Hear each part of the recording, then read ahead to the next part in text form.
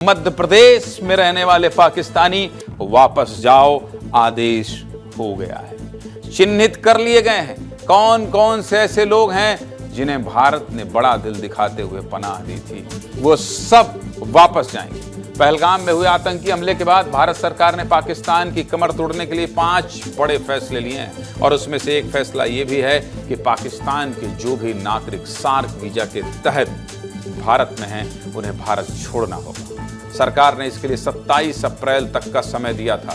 भारत सरकार के विदेश सचिव ने इसकी जानकारी भी साझा की थी। सरकार की इसी फैसले के तहत मध्य प्रदेश में पाकिस्तानी नागरिकों की खोजबीन जारी है।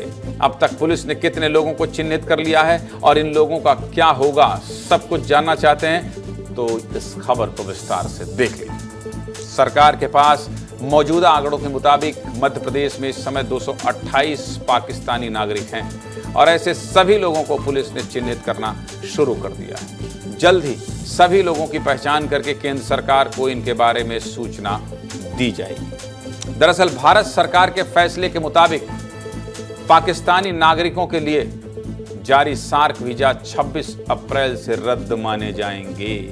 इसके अलावा दीर्घकालिक वीजा, राजनयिक वीजा और आधिकारिक वीजा वाले लोग फिलहाल भारत में रह सकते हैं। इसके अलावा बाकी सभी प्रकार के वीजा 27 अप्रैल से रद्द माने जाएंगे। पाकिस्तानी नागरिकों के लिए जारी मेडिकल वीजा 29 अप्रैल तक वैलिड रहेंगे और इन नियमों के हिसाब से सभी पाकिस्तानी नागरिकों को अटारी बॉर्डर से बाहर निकाला जाएगा। देश के गृह मंत्री अमित शाह ने इसके लिए सभी मुख्यमंत्रियों से बात भी कर ली। मध्य प्रदेश में राजधानी सहित सभी जिलों में पुलिस ने पाकिस्तानी नागरिकों को चिन्हित करना शुरू कर दिया है। भोपाल पुलिस कमिश्नर हरिनारायण चारी मिश्र का कहना है कि भोपाल में शॉर्ट टर्म वीजा वाले तो 4 से 5 ही पाकिस्तानी परिवार हैं, लेकिन लॉन्ग टर्म वीजा वालों को चिन्हित करने में समय लगेगा। वहीं उज्जैन की बात करें तो करीब 22 लोग ऐसे मिले हैं जो लॉन्ग टर्म वीजा के तहत उज्जैन में रुके हुए हैं। लॉन्ग टर्म वीजा के अलावा जो भी पाकिस्तानी नागरिक उज्जैन में हैं, पुलिस ने उनकी पहचान करना शुरू कर दिया है। इतना ही नहीं, सांसद अनिल फिरोजिया, कलेक्टर रोशन सिंह और पुलिस अधीक्षक प्रदीप शर्मा ने पासपोर्ट ऑफिस पहुंचकर ऐसे लोगों की जानकारी भी जुटाई है जो शॉर्ट टर्म वीजा पर उज्जैन में रुके हुए हैं। भोपाल और उज्जैन के अधिकारी पूरे मामले पर क्या कह रहे हैं, सुनिए। यहाँ पर भोपाल में अलग अलग उसमें देखेंगे तो भोपाल में खास तौर पर इसमें अलग अलग हैं प्रावधान। इसमें लॉन्ग टर्म में इसमें लगभग 250 से ज़्यादा लोग हैं, उसमें अलग अलग उसको अपडेट किया जा रहा है। इसी तरह शॉर्ट टर्म यानी कि इनके अलावा जो खास तौर पर जिनको निकालने की प्रक्रिया चल रही है वैसे भी कुछ परिवार चिन्हित हुए हैं।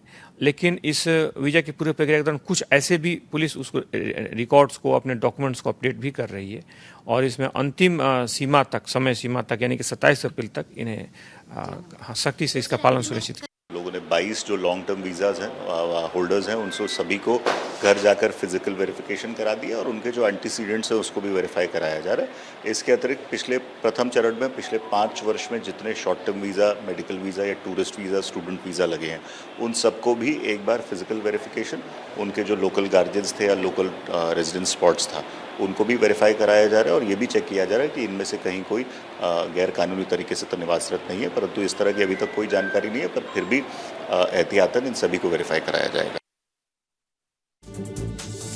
हमले के बाद पाकिस्तान के खिलाफ लिए गए फैसलों का असर अब दिखाई देने लगा है। वैसे ऐसा पहली बार नहीं हुआ है जब भारत ने पाकिस्तान के खिलाफ वीजा रद्द करने जैसा बड़ा फैसला किया। कब किया फैसला देख लीजिए। साल 2001 में जब देश की संसद पर हमला हुआ था उस समय भारत सरकार ने पाकिस्तान के लिए वीजा सर्विस को पूरी तरह बंद कर दिया था। इसके बाद साल 2004 में अटल बिहारी वाजपेयी ने वीजा सर्विस को दोबारा शुरू किया था। नवंबर 2018 में भी 26/11 मुंबई हमले के बाद भारत सरकार ने नवंबर 2008 में भी 26/11 मुंबई हमले के बाद भारत सरकार ने वीजा सर्विस बंद तो नहीं किया था, लेकिन वीजा नियमों को जरूर कड़ा कर दिया था। 18 सितंबर 2016 को उरी में हुए हमले के बाद भी भारत सरकार ने पाकिस्तान के लिए वीजा सर्विस को बंद कर दिया था। उस समय भारत ने कई कलाकारों और पत्रकारों को भी वीजा रिजेक्ट कर दिया। इसके बाद 14 फरवरी 2019 को पुलवामा हमले के बाद भारत ने पाकिस्तानी नागरिकों के लिए वीजा बंद किया था।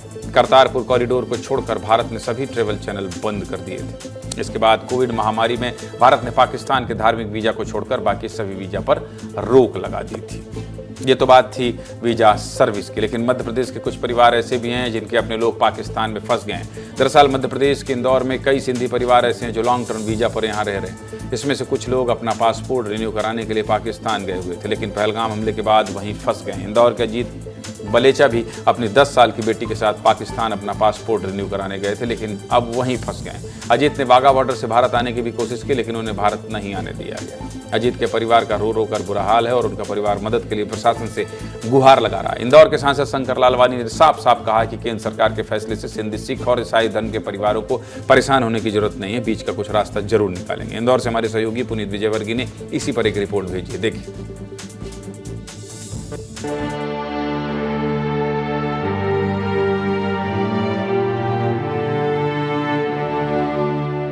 हिना वालेचा हमारे साथ मौजूद है। उनके पति और बेटी पाकिस्तान में फंसे हुए हैं। हिना जी, क्यों गए थे आपके हस्बैंड और कब तक का वीजा आप लोग का यहाँ पे? मेरा पति और मेरी बेटी पासपोर्ट रिन्यू करवाने गए थे, अब उनको वाघा बॉर्डर पे ही बिठा लिया गया है। मेरी मोदी जी से रिक्वेस्ट है, प्लीज मेरे पति और बेटी को रिलीज करें, मेरे परिवार को पूरा करें। मेरा परिवार पूरा बिछड़ा हुआ है, मेरा बेटा और मैं यहाँ है और मेरी बेटी और मेरा पति वहाँ फंसे हुए हैं वाघा बॉर्डर पे। मेरी छोटी सी 10 साल की बेटी है, मासूम बेटी, उसका क्या कसूर? मेरी बेटी का, उसने तो कुछ नहीं किया, उसका क्या कसूर जो उसको अपनी माँ से दूर रखा जा रहा है?